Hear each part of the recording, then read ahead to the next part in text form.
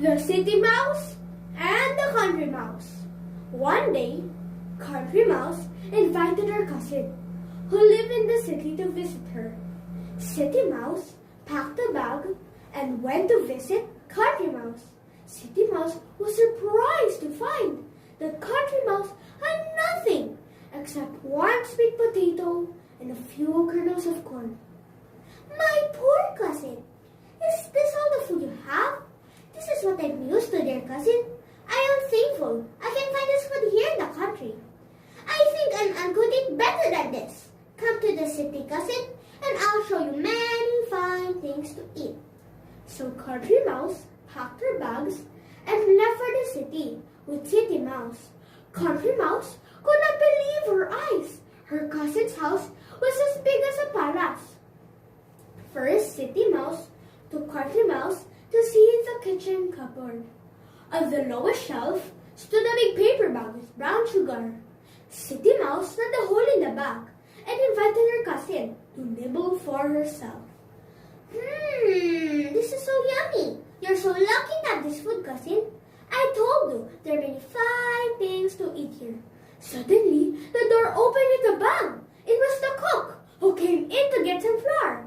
"Run, cousin!" The mice ran as fast as they could to the little hole where they came from. Country Mouse was shaking all over when they got safely away. "Cousin, I'm so afraid." "That is nothing. She will soon go away and then we can go back." After a while, the cook went away and shut the door behind her. The little mice softly crept back to the cupboard. This time, City Mouse took Country Mouse into a corner of the top shelf, where a big jar of dried mango strips stood open. After much tugging and pulling, the mice got a large mango strip out of the jar and onto the shelf. What a delicious food! This is even better than brown sugar.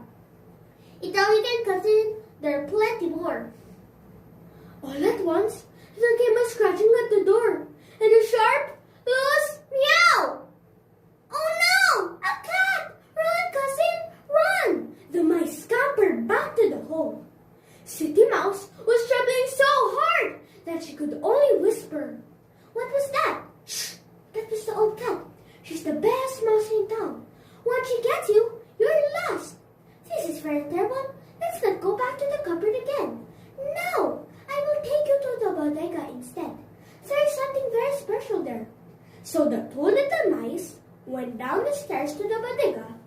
Along the wall, as a big cupboard with many shelves.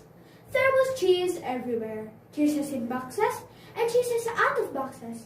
It smelled so good that one Country Mouse's head. She ran along the shelves and nibbled at a cheese here and a cheese there.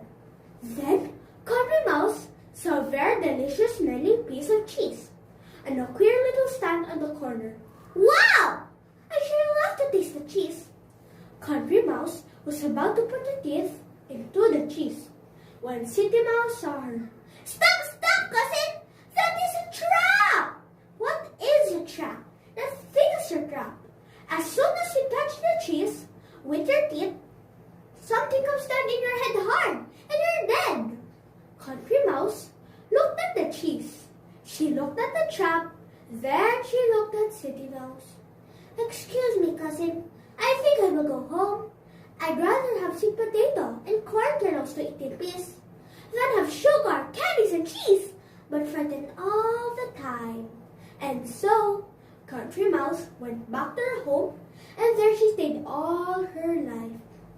It's better to live happily with little and be content, rather than live with plenty, but be afraid all